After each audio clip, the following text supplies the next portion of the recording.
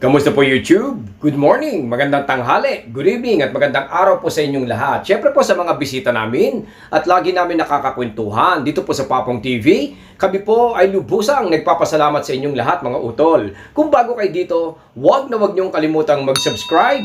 Siyempre po, paki-like na rin po, paki-hit nyo na rin po yung notification bell dahil araw-araw naman po tayong tumutulong at naghahatid po ng mga vlogs. Siyempre, sa mga namumblema po at gusto nating tulungan dyan. Siyempre po, sa mga kaibigan po natin na may pinagdadaanan at namumblema po sa paksang relasyon. Pag-usapan natin yan mga kapatid dahil alam ko naman po na malapit na rin po ang Valentine's Day. Kahapon nga po ay nag-vlog tayo kung anong dapat nating gawin, kung tayo ba ay babati or kung tayo ba ay mananahimik or talagang mag-enjoy sa Valentine's Day mga kapatid. Pero ngayon po ay i-emphasize naman natin ang isang dynamics, ang isang character na dapat makita rin po sa atin para maibalik natin ang ex natin or yung lost love natin mga kapatid na walang relasyon. Siyempre sa kasalukuyan kung tayo ay nahihirapan, ginagawa na natin halos lahat ng proseso, pero probably baka hindi po natin natutuunan ng pansin to kaya po hindi gumagana at hindi po napapabuti ang kalagayan natin sa kanya. Magandang pag-usapan yan ngayon mga kapapong, pero bago po tayo umusad, lagyan po muna natin ng patalastas.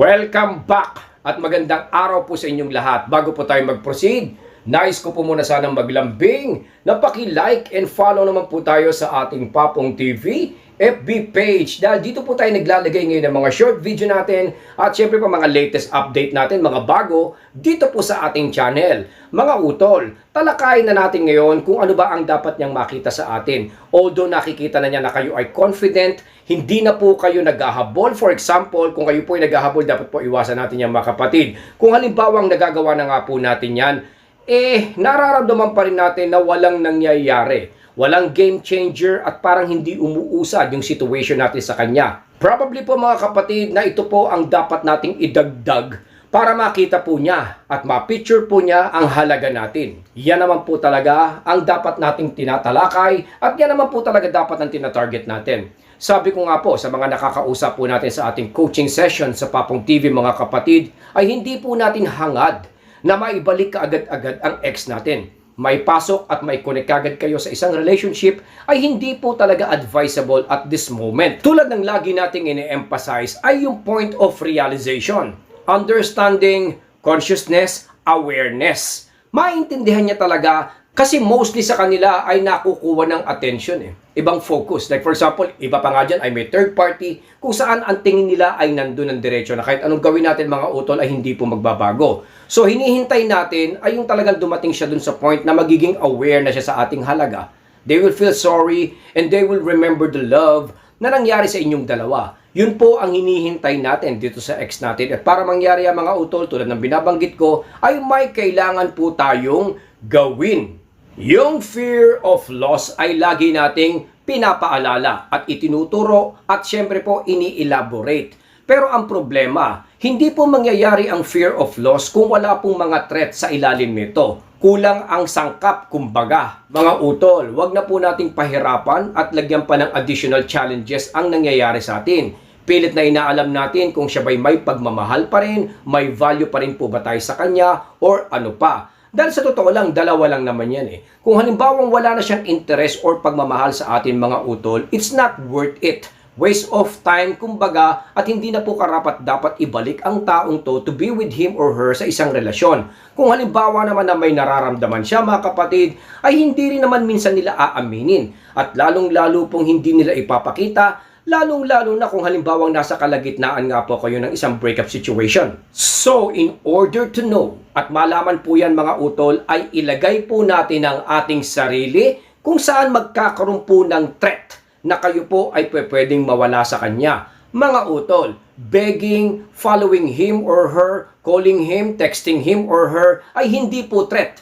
Dahil ito po ay mararamdaman nilang isang validations ng nararamdaman mo. Natural, kung ako ang tatawagan nyo, for example, ako po ang ex nyo, at nakita ko po na every now and then, every other day ay nagla-log in ka, ipinapaalala mo on how serious you are na magkabalikan tayo. of course, magiging relax po ako dito mga utol at hindi ko po maiisip na balikan ka. Kasi anytime soon, ay wala naman po akong nararamdaman na threat. Kaya ang dapat pong maramdaman nila dito ay yung tinatawag ko nga po na threat, mga kapatid. Pag-ingatan po natin to dahil ito po ay nagba-backfire. Ang nagiging bala nila dyan mga utol ay self-pride. Dahil alam naman po natin na sobrang taas ng tingin nila sa sarili nila. Masyadong malaki nga po ang ulo at kung ano man ang gawin natin ay hindi kaagad nila ito paniniwalaan. Kailangan talagang panindigan nyo at sabayan po natin ng aksyon. Tulad nga po ng mararamdaman nila na seriously ikaw ay nag-move on mga utol. Ito po ay isang kinakatakutan natin pero ito po ay isang magandang example ng threat para maintindihan po niya na kayo po ay seryoso na po na hindi na talaga interested na makipagbalikan sa kanya mga kapatid. Ipapaliwanag ko po, ang breakup or let's say yung separation, physical absence, emotional absence yung dalawa ay inihanda na niya at naiintindihan na niya yon. Kumbaga, preparado na siya sa hiwalayang mangyayari sa inyo. At yung sinasabi nga po na probably mamimiss ka niya habang ikaw ay nagno-no contact, naalala ka niya, lalaban ng konti, pero most of our ex ay preparado pa rin po dyan. Pero alam niyo po ba na 83% ay hindi po handa kung halimbawang mararamdaman niya na pwede kayong mawala. Fear of loss, situation or position na anytime ay pwedeng hindi na kayo magkabalikan or totally hindi ka na magpakita sa kanya. Ika nga, mawala na po ng seryoso, 100% ay hindi po niya napaghandaan. Yung breakup ay napaghandaan niya. Yung mamimiss ka niya mga kapatid, mga lugar na makikita niya, preparado rin siya rito probably. Pero yung threat na ikaw ay pwede nang mawala sa kanya ng lubusan, hindi kaibigan, hindi kapitbahay, hindi na makikita at hindi na babalik, ay hindi po niya napaghandaan ng gusto yan mga utol. Ito po ay nangyayari sa karamihan. Kaya nga po pag tayo ay nakikita niya nanghihina mga utol, ay kumbaga nagre-register sa isip niya na it is still safe, na ilagay ka dyan sa isang tabi. Kumbaga kadalasan tayo din po ang naglalagay sa posisyon ng ex natin na lapastanganin tayo. Naabusuhin tayo, nasaktan tayo mga kapatid. Pero kung hindi naman tayo papayag, ay magkakaroon siya ng self-doubt. At magkakaroon nga po siya ng anxiety dahil po dun sa threat na makikita niya. Kaya nga po, on some occasion ay napaka-effective nung halimbawang ikaw ay isang ex o hiniwalayan ka nga po. Tapos mapapansin niya na parang ang daming orbiters or let's say ang daming nanliligaw sa'yo or let's say parang may mga friends ka kagad na nakakasama mo or let's say nakaka-friendly date mo mga kapatid. Ito po ay medyo delikado pero sometimes it is very effective dahil ito po ay isang direct attack or threat nga po dun sa sinasabi kong pride. Isa din po dyan, halimbawa ay kung makikita ka nga niya na kayo po ay nagsa-self-care, na kumbaga parang nakikita niya sa situation or naririnig po niya mga utol na hindi ka na seryoso at nakafocus po sa pakikipagbalikan or even sa kanya. Hindi ka na interested doon at nababalitaan nga po niya na dinidevelop mo yung sarili mo at hindi po ito para sa kanya, kung hindi para sa iyo. Ito po ay isang threat mga kapatid dahil alam naman po natin na nararamdaman niyang lumalakas ka. Ito na nga po yung binabanggit ko mga kapapong na halos hindi po nila napaghandaan. Breakup, oo, pero for you to be in a position na he or she might lose you ay hindi po sila handa rito. Kaya mangyaring tandaan po natin na pwede po tayong gumawa ng mga positibong threat para maintindihan niya na kung halimbawang ilalagay ka niya dito sa ganitong situation na sinasaktan ka niya, binabaliwala ka niya, nakadevalue ka, naka-break up kayo mga kapatid, ay hindi po kayo mag-i-stay at hindi po kayo mangangarap o gagawa ng paraan para magkabalikan. Kayo po totally ay gagalaw na rin po papalayo at aayusin nyo nga po ang inyong sarili or ang inyong target sa buhay.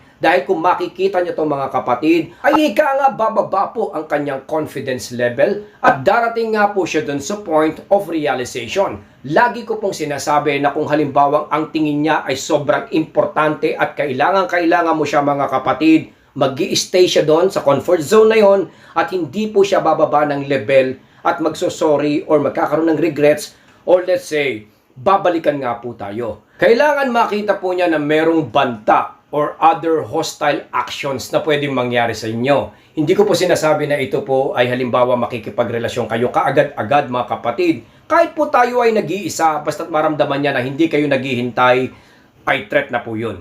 Hanggang dito na lang po muna si Coach Pops. At syempre po maraming salamat po sa mga patuloy na sumusuporta po sa amin. Patuloy na suportahan po natin mga utol, mga YouTuber na Pilipino. At syempre po alagaan natin ang ating pamilya. Ingat po kayo, stay safe. Maraming salamat po, Papong TV.